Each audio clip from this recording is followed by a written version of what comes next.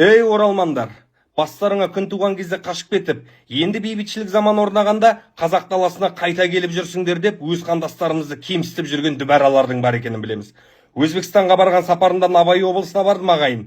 Ол жерде Кенмық, Зарақшан, Зафарабад деген қалаларда болдым. Тұрғындардың 60-70% қазақ. Одан ары қарай Тамдыбұлақ, Жаңатамды, Ажырықты деген ауылдарға бардым. Bir өзбек не бір орыс көргенім жоқ. Тұрғындардың барлығы кіші жүз әлімұлы. Ойлаңыздар, құрметті қазақ елі. Білмейтіндерге айта кетейін, сол дәл Набай облысында кіші жүздің биі Әйтеке би жатыр.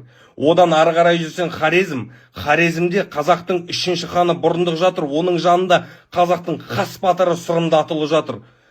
Бертін келетін болсаң Ташкентте ұлы жүздің биі Төле би жатыр. Құрметті қазақ елі, бұл жерлердің барлығы қазақтікі болды өз заманда. Өкінішке орай, Ресей империясының кесірінен, Совет өкіметінің, Совет одағының кесірінен біз ол жерлерден айырылып қалдық.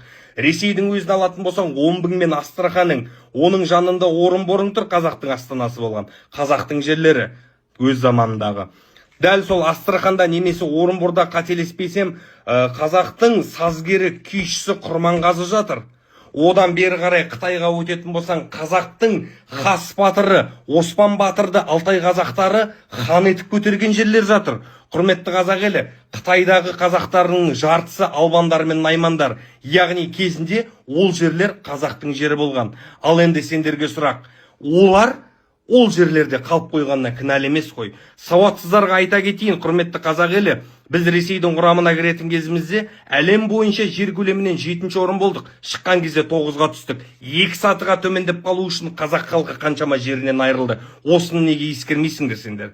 Сендер ойлайсыңдар ма, Қазақстанда туылып өскен біздің басқа жақтан келген қандастарымыздан бір жеріміз артық деп? Жоқ. Сендер менің қандай бауырымсыңдар, қандастар да дәл маған сондай бауыр.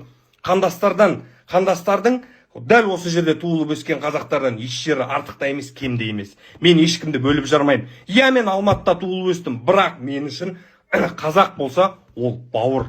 Сендер сонда, мен сендердің логикаларын түсінбедім. Сендер өз жерлеріңді бөтендерден қызғанбайды екенсіңдер да, кірсе кіре берсін, мейлі, ал өзіміздің қазақтардан сендер неге қызғанасыңдар? Осы сұраққа жауап беріңіздер. Адаспай жүріңіздер. Қазақтың жері кең болған, және де қазақтың сол жерлерінде қалып қойған бауырларымыз оралман емес. Олар біздің қандастарымыз. Олар бізден артық болмаса еш жері кем емес.